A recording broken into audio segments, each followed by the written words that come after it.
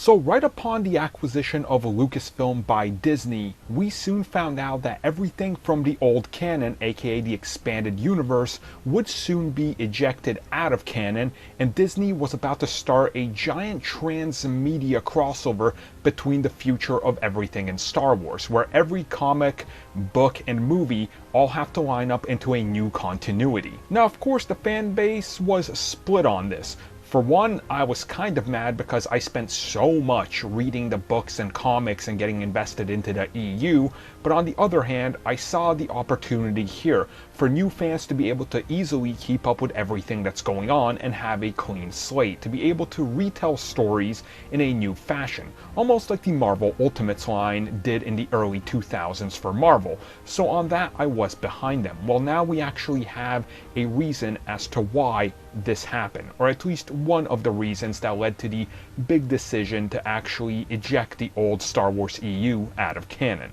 So believe it or not, the big reason is actually Chewbacca.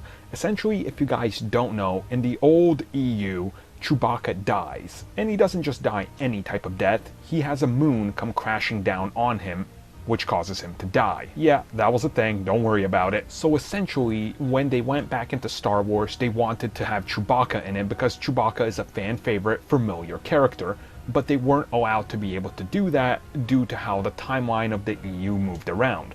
So ultimately, one of the things they wanted to do was go in there and say, okay, we have to do this our way because we can't just have all these characters and events essentially have happened, and we can't have our movie based around things that people know will happen.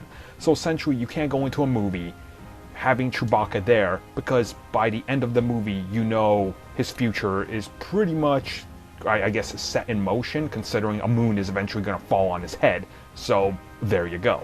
So pretty much what they're saying the entire time is the old EU just would have prevented us from telling stories due to the fact that we want to tell slightly different stories that aren't predictable. And I think The Last Jedi definitely took things in a unpredictable fashion. So yeah, but then again, people hate that too, so maybe we should have just had a moon fall on his head.